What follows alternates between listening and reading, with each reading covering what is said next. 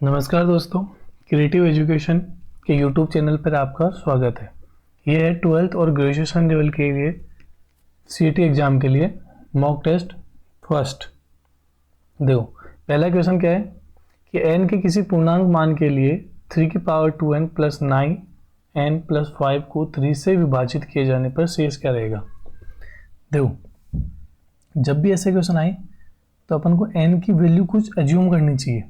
जैसे अपन ले रहे हैं n इक्वल टू 1, तो देखो 3 की power 2 into 1 plus 9 into 1 plus 5, तो देखो 3 की पावर 2 हो जाएगा, ये तो वो होगा 9 प्लस ये 9 प्लस 5, ये आएगा 23। अब इस 23 को अगर अपन 3 से डिवाइड करें तो रिमाइंडर कितना बचेगा, 2 बचेगा। तो ऑप्शन नंबर बी यहाँ पे सही हो जाएगा। नेक्स्ट क्वेश्चन देखो कि दो संख्या है 2:3 के अनुपात में, यदि पहली संख्या में 2 घटाया जाए और दूसरी संख्या में 2 जोड़ दिया जाए तो उनका अनुपात 1:2 हो जाता है। देखो, अपन ऐसे मान लेते हैं कि ये पहली संख्या और ये दूसरी संख्या। बोल रहे हैं कि पहली संख्या में 2 घटा दो, दूसरी संख्या में 2 जोड़ दो, तो इनका अनुपात 1:2 हो जाएगा। क्रॉस मल्टीप्लाई करेंगे तो क्या आएगा, 4x - 4 equal to 3x plus 2। ये x इधर आएगा तो हो जाएगा 4x माइनस 3x, ये माइनस का 4 इधर आ जाएगा तो 2 प्लस 4, ये हो जाएगा x इक्वल टू 6। ठीक है, अभी अपन को क्या बताना है, संख्याओं का योग कितना था, 2 और 3 5x हो जाएगा, 5x, तो 5 इंटू 6 कितना होगा 30, तो मतलब संख्याओं का योग कितना हो जाएगा 30। नेक्स्ट क्वेश्चन देखो कि 10, 15 और 20 से पूर्णतः विभाजित 4 अंकों वाली सबसे बड़ी संख्या। देखो, पहले अपन इनसे विभाजित होने वाली संख्या ढूंढते हैं, तो 10, 15 और 20 इनका एलसीएम लेते हैं अपन। ठीक है, तो इनका एलसीएम आएगा 60, मतलब ये सबसे छोटी संख्या है जो इन तीनों से विभाजित होता है। अब देखो, इनमें से देखना है कि कौन सी संख्या 60 से होगी, जो 60 से होगी वो इन तीनों से भी हो जाएगी। देखो, पहला ऑप्शन क्या है कि 9990 डिवाइड बाई 60, 0 0 से कटेगा। अब देखो, ये जो संख्या है ना, ये 6 से डिवाइड नहीं हो रही, तो ये नहीं होगा। ये देखो 9960 डिवाइड बाई 60 कट गया, ये संख्या जो है वो 6 से डिवाइड हो जाएगी। ठीक है, तो ये ऑप्शन सही हो जाएगा। अब देखो, ये तो वैसे भी नहीं होना, तो ये नहीं होगा, ये भी नहीं होगा।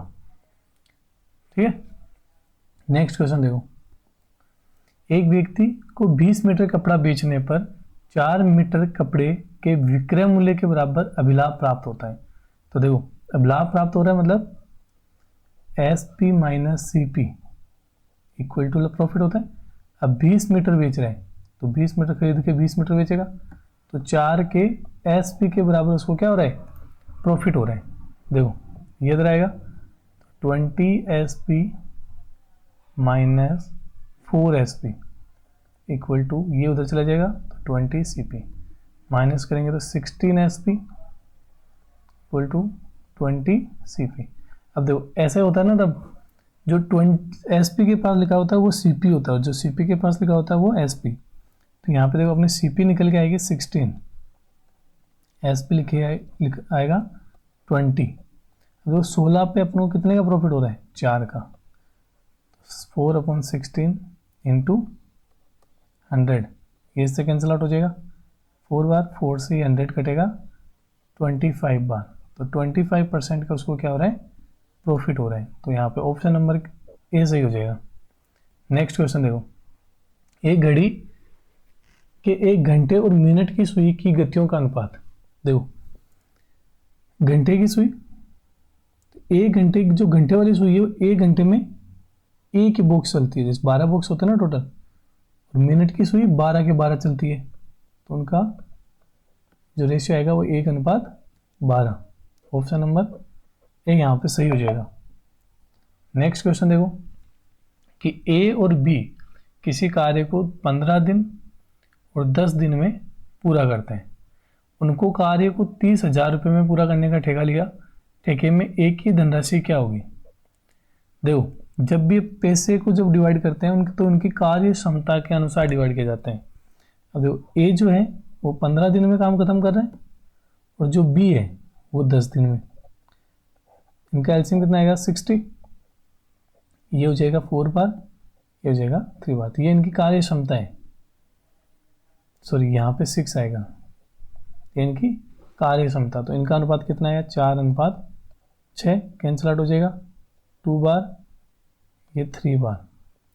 तो ये 30,000 रुपये ये दोनों के, तो ये 5 की वैल्यू होगी। अपन को किसकी निकालनी है? एक की। तो एक का कितना है? 2, तो मल्टीप्लाई बाई 2। ये से 6 बार, 6 2 12, मतलब 12,000 रुपीज़ किसके होंगे? एक के होंगे। तो यहाँ पे ऑप्शन नंबर डी सही हो जाएगा। नेक्स्ट क्वेश्चन देखो कि 14 सेंटीमीटर त्रिज्या वाले एक वर्त की जीवा केंद्र पर समकोण बनाती है, तदनुसार उसके छोटे वर्तखंड का क्षेत्रफल कितना होगा? देखो, वर्तखंड कौन सा है यहाँ पे? देखो, ये वाला एरिया निकालना है अपन को, ठीक है? इसको वर्तखंड बोलते हैं और इस पूरे को त्रिज्याखंड बोलते हैं। तो इसका निकालने के लिए अपन को क्या करना पड़ेगा? इस सर्किल का 1/4 एरिया चाहिए पहले तो इसमें से ये जो ट्राइंगल है इसका एरिया माइनस करना पड़ेगा। तो सर्किल का एरिया क्या होता है? πr²। तो पाई की वैल्यू 22/7, रेडियस दे रखी है 14, 14 × 14, 7 से 2 बार कटेगा, 28 को 22 से मल्टीप्लाई करूँगा तो आएगा 616। लेकिन अपन को पूरा नहीं चाहिए, 1/4 ही चाहिए। तो 616 डिवाइडेड बाय 4, ये आएगा 154, ठीक है? अब इस ट्राइंगल का एरिया क्या होता है? 1/2 बेस इंटू हाइट। तो 1/2 बेस कितना? 14, हाइट भी कितनी? 14, 7 बार, तो 98 आएगा। कितना आएगा? तो सर्किल का एरिया कितना आया? 154, उसका है 98, दोनों को माइनस कर दूंगा तो आएगा 56। मतलब जो बीच वाला छोटा वाला एरिया था इसको वर्तखंड बोलते हैं। इसका क्षेत्रफल कितना आएगा? 56। ऑप्शन नंबर सी सही हो जाएगा। नेक्स्ट क्वेश्चन, यदि कोई खंभा 12 मीटर ऊंचा है, उसकी पृथ्वी पर 4√3 की लंबी परछाई पड़ती है, तो सूर्य के उन्नयन कोण बताइए। जैसे मान लो ऐसे है, ठीक है? ये है 12 मीटर का, ये है 4√3। तो अपन को ये वाला एंगल बताना है। तो देखो, ये लंब हो गया इसके सामने वाला, ये हो गया आधार। तो tan थीटा, tan का फॉर्मूला लगेगा tan थीटा इक्वल टू कितना हो जाएगा? लंब बटे आधार, 4/√3। इससे ये कितनी 3 बार कटेगा, तो आएगा 3/√3। इस 3 को अपन क्या लिख सकते हैं? √3 × √3, नीचे √3, √3 से √3 कैंसिल आउट होगा। तो अपने पास आया tan थीटा इक्वल टू √3। अब tan में ही √3 किसकी वैल्यू होती है? 60 की वैल्यू होती है। किसकी वैल्यू होती है? 60। तो यहाँ पे ऑप्शन नंबर बी सही हो जाएगा। नेक्स्ट ऑप्शन, एक वर्ताकार पहिए का व्यास 7 मीटर है, तदनुसार 22 किलोमीटर चलने के लिए कुल कितने चक्कर लगाने पड़ेंगे? देखो, ये सर्किल है, तो इसकी जो ये परिधि है ये एक चक्कर का हो जाएगा। तो देखो, परिधि का फॉर्मूला होता है 2πr। तो 2 पाई की वैल्यू 22/7 इंटू r कितना है? 7/2, क्योंकि व्यास दे रखा था अपन को, उसका आधा हो जाएगा। 7 से 7 कटेगा, 2 से 2, तो आया 22 मीटर। और डिस्टेंस कितनी चलनी है अपन को? 22 किलोमीटर। पहले तो किलोमीटर को मीटर में कन्वर्ट करेंगे, तो 22,000 हो जाएगा। एक चक्कर का कितना? 22, कट जाएगा 1। तो कितने चक्कर करने पड़ेंगे? 1000 चक्कर करने पड़ेंगे उसको। तो ऑप्शन नंबर डी यहाँ पे सही हो जाएगा। नेक्स्ट क्वेश्चन, एक कर्मचारी के वेतन में हर वर्ष जुलाई के महीने में 10% की वृद्धि होती है। यदि मई 2000 में उसका वेतन 15,000 था, तो अक्टूबर 2001 में कितना होगा? देखो, 2000 है, सॉरी 15,000 वेतन है उसका।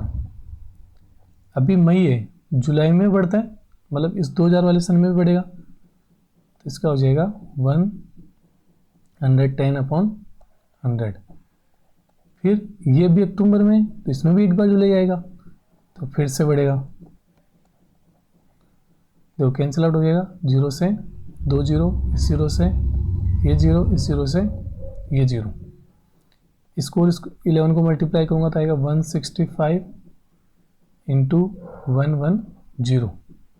इनको मल्टीप्लाई करो, 0 55 और 6 करी जाएगा, 5 करी जाएगा, 66 और 5 71, 7 करी जाएगा और 18, तो 18,150 क्या हो जाएगा, सही हो जाएगा। तो ऑप्शन नंबर ए यहाँ पे सही हो जाएगा। नेक्स्ट देखो कि 150 मीटर लंबी एक रेलगाड़ी को एक पेड़ को 12 सेकंड में पार करती है, तदनुसार 250 मीटर लंबी एक सुरंग को कितने समय में पार करेगी। देखो 200 मीटर लंबी सुरंग को क्रॉस करने के लिए जितनी लंबी सुरंग होगी वो प्लस रेलगाड़ी दोनों चलना पड़ेगा उसको, ठीक है। तो अभी जो ये 150 है वो तो चलता है वो 12 में, और वो 250 और 150 टोटल हो जाएगा 400। वो 400 अपन को बताना है कितने देर में चलेगा, ठीक है। तो क्रॉस मल्टीप्लाई करता है तो आएगा 150 into x equal to 400 into 12। ये मल्टीप्लाई में इधर आगे डिवाइड का हो जाएगा, 400 इंटू 12 अपॉन 150। 0 से 0 कैंसिल आउट होगा, ये 3 की टेबल में 5 बार में, ये 4 बार में, ये से 8 बार में, 8 और यहाँ पे 4 बचा, 8 4 जा 32 सेकंड में पार करेगी। देखो कुछ बड़े ने एक काम 9 दिन में करने का ठेका वचन दिया, परंतु उनमें से 5 अनुपस्थित थे, शेष आदमी ने पूरा काम 12 दिन में पूरा किया। अब अपन को पता नहीं कि कितने थे, तो मान लेते हैं x थे। अगर वो x पूरा रहते तो 9 दिन में काम पूरा होता, लेकिन बोल रहा है कि उनमें से 5 नहीं थे, तब इन्होंने काम कितने दिन में कर दिया, 12 दिन में। तो x की वैल्यू बतानी है, ठीक है। तो ये हो जाएगा 9x इक्वल टू ये हो जाएगा 12x माइनस 60। ये प्लस का उधर जाके माइनस होगा, तो 9x minus 12x equal to आएगा माइनस 60, माइनस का 3x माइनस का 20, माइनस से माइनस कटेगा, 3 की टेबल में ये x बार, ये आ जाएगा 20 बार। इसका मतलब पहले जो बढ़ियों की मूल संख्या कितनी थी, बढ़िया मतलब वर्कर की मूल संख्या कितनी थी, 20। Next question, x ratio y की वैल्यू दे रही है 3:1, तो अपन को इनका रेशियो बताना है। तो जो रेशियो होता है वही वैल्यू मान के चलेंगे अपन कि x की वैल्यू कितनी है 3 और y की वैल्यू कितनी है 1। तो देखो x का 3 का क्यूब माइनस 1 का क्यूब, 3 का क्यूब प्लस 1 का क्यूब होगा 27 प्लस 1 का, तो 20 यहाँ माइनस है 26, और इसमें हो जाएगा 28, ये 13 बार और ये 14 बार, तो कितना आ जाएगा 13:14। ऑप्शन नंबर ए यहाँ सही हो जाएगा। नेक्स्ट क्वेश्चन देखो कि a रेशियो b इज 2:3 और b रेशियो c कितना है 4:5। अपन को बताना a square b square ratio b से। अब देखो पहले तो अपन को इनको सेम करना पड़ेगा, तो इसका एक तरीका है जैसे a b और c, ये 2:3, ये 4:5। अब जो खाली जगह है उसको उसके बगल वाली संख्या से भरते हैं, जैसे यहाँ 3 है तो यहाँ भी 3 लिखो, यहाँ 4 है तो यहाँ 4, तो हो जाएगा 8 12 और 15, ठीक है। तो ये a की वैल्यू हो गई, ये b की और ये c की। कैंसिल आउट अगर होते हैं तो कर सकते हैं, नहीं तो कोई ज़रूरी नहीं है ना। अब देखो a का स्क्वायर मतलब 8 का स्क्वायर 64, फिर b का स्क्वायर मतलब 12 का स्क्वायर 144, फिर बी और सी को मल्टीप्लाई करके, इन दोनों को मल्टीप्लाई करके तो आएगा 180। अब देखो 4 की टेबल से कैंसिल आउट हो जाएगा, 16 बार, ये 36 बार, ये 45 बार। तो ऑप्शन नंबर बी यहाँ पे सही हो जाएगा। नेक्स्ट देखो कि संख्या 22 की पावर 23 दे रखी है, का इकाई अंक देखो यहाँ पे इकाई अंक किसका है, 2। अब देखो 2 की पावर, जैसे मान लो 2 की पावर 1 तो 2 आता है, 2 की पावर 2 तो 4, 2 की पावर 3 तो 8 आता है, 2 की पावर 4, इकाई अंक देखना है, 16 में 6 आएगा, 2 की पावर 5, 32 में 2 आएगा। ठीक है, तो देखो हर 4 संख्या के बाद रिपीट होने लग जाएगा। अब जैसे 2 की पावर 6 में क्या आएगा, 4 रिपीट हो रहा है, तो देखो 23 में अपन 4 का भाग देंगे, कितना 5 बार चलेगा, 3 रिमाइंडर बचेगा। तो अब 2 की पावर 3 कितना होता है, इकाई अंक 8 आएगा। तो यहाँ पे ऑप्शन नंबर सी हो जाएगा। देखो दोस्तों, ये 15 क्वेश्चन थे। आप पहले आपने करके देखा होगा आपके कितने सही हुए। अगर आपको अच्छे लगे तो चैनल को लाइक कीजिए, शेयर कीजिए और सब्सक्राइब करना ना भूलें। ऐसे ही मॉडल पेपर आपको मैथ, साइंस और जीके के इस चैनल पे रेगुलर बेसिस पे मिलते रहेंगे। धन्यवाद।